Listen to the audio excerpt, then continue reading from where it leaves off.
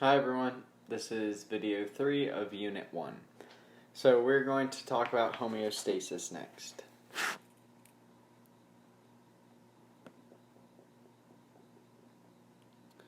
So what is homeostasis? What do we need for homeostasis to occur?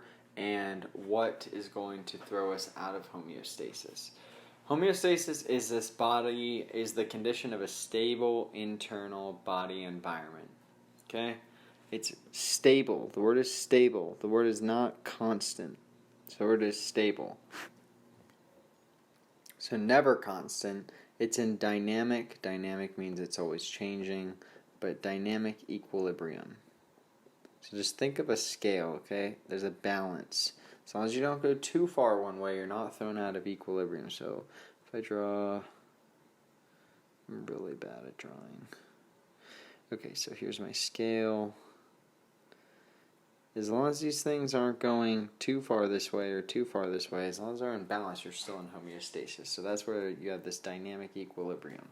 As long as you don't get too far to cross over, you're still in equilibrium. Okay, it's coming from Greek homeos, which means like, and stasis meaning the same.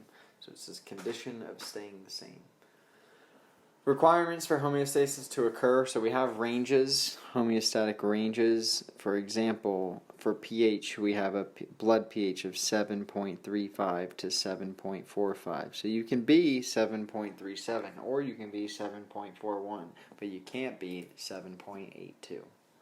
So we have these optimum levels to survive, and getting out of these optimum levels is going to cause ill health.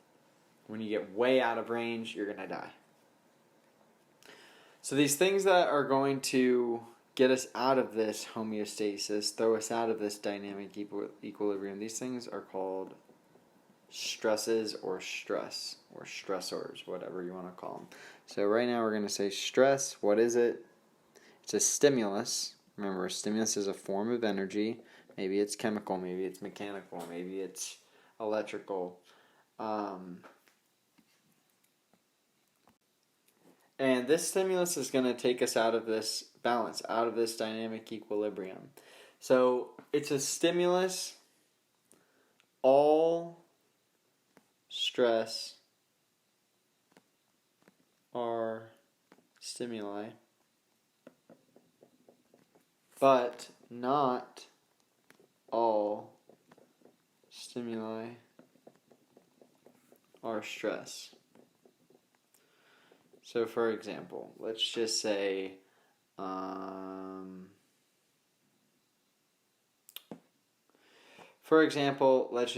that your normal homeostasis for balance is being on your feet. If you get pushed a little bit, you're not going to get thrown off your feet. You're staying in balance. This isn't a great example of homeostasis. I don't want to get too involved with like blood or anything. So just an example to give you an idea. As long as you don't get pushed too hard, you're not going to fall over. So as long as you don't have too strong of a stimulus, you're not going to be out of that balance, okay? So within the body, let's just say you take in a bunch of acid, or you have a bunch of lactic acid fermentation going on in your body. Well, that's going to throw you way out of your blood pH range, so that would kill you. But maybe you just did a little bit of a workout and your muscles are sore because you have a little bit of lactic acid buildup. Well, that's a little bit, but out of homeostasis, but not anything that's going to kill you. Okay. So, again, all stressors are stimuli, but not all stimuli are stress. Not everything's going to cause an imbalance to that internal environment, so they're not all going to be considered stress. You have internal and external stresses. If someone hits you with a car, that's an external stress. If you have some friction in a joint that isn't working well and it's causing you some pain, that's an internal stress. You also have different stress. You have a stress of the mind. So when you do something that you regret, you'll have self-stress, and that's going to throw you out of homeostasis. You're not going to feel right. Maybe you have a stomach ache. Maybe you have elbow pain or something weird. Who knows? How do we regulate stress? We use two systems. So we use the nervous system and the endocrine system.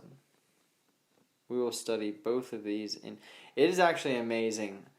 If you do ever remember this or write yourself a little note right now, set a reminder to review these first 5 minutes and like see the kind of stuff that we're talking about now, and then compare that to the type of content that you're learning at the very end of the semester when we actually talk about the nervous system, and you're going to be amazed with how much you're going to learn in this class. It's awesome. Okay. So, speaking of the nervous system, we're going to detect that stimuli. If you guys remember those different life processes, one of those life processes was excitability and then conductivity. So here we're talking about this nervous system getting excited, and then we're going to be able to carry that information from wherever we got our stimulus applied. So in our example before, we had the guy's girlfriend touching his hand, so that stimulus is going to go, it's excited a receptor in his hand, and now it's being conducted up his nervous system, up to his brain, and we call that the integrator or control center in the humans, and that brain will send a message to an effector. So in that case, maybe he doesn't want to hold his girlfriend's hand because he's about to go into a work meeting, so he pulls his hand away. So the whole way the nervous system works, you have stimulus. The stimulus goes to a control center. The control center reacts and works through an effector. So our example, Jenny tries to hold hand with Mike. Mike gets this detection, detects the stimulus, lets it work through his control center in his brain, and he says, wait, I'm about to walk into work. Maybe I can't do this, because he has a crappy job who doesn't want him to do that. So he sends a message from his brain to his hand, pulling it away. Okay. And then the endocrine system, this is going to use chemical messages. This nervous system was using electrical impulses. So that's the difference. We have chemicals versus electricity. So our endocrine system, we use these chemical messengers called hormones. And we use these hormones to change make us do something to get us back into homeostasis. So for an example, for the endocrine system, you have the hormone adrenaline. Adrenaline's going to speed up your heart rate and dilate blood vessels to skeletal muscles so you can run. So it's gonna change your physiology to get you to do something, which is like run away from a tiger or something. Okay, so the endocrine system is slower to respond but longer to last. The nervous system is quick to react, fast to go away. This is your example, okay? This is the example I like to use. You're driving a car, and the car slams on the brake. The car in front of you slams on the brakes, so you slam on the brakes. So you slammed on the brakes. That was your nervous system reacting. So you detected the stimuli, which are these red lights of the person's brakes in front of you. So you detected the stimuli and you reacted to the stress because you were thrown out of homeostasis. And you reacted that using your nervous system, which reacted by moving your effector organ, which is your foot, to hit the brake. Then, about 5 seconds later, you get this huge adrenaline dump from your endocrine system.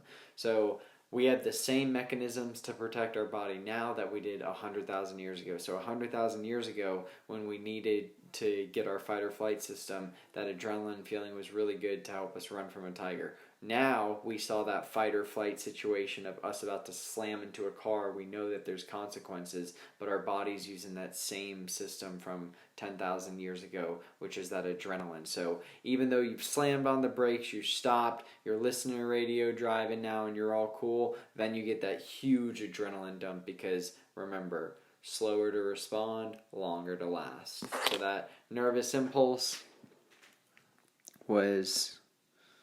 I'm going to do it again. Nervous impulse was quick, but didn't last long, right? You slammed on your brakes and then that's it. That's the end of it. That's the end of the reaction. So quick but short lasting. And then endocrine. Slow to react, but long lasting. And long lasting can be 5 seconds or 10 seconds until that adrenaline goes away, but 10 seconds is a lot longer than half a second that it takes to move your foot.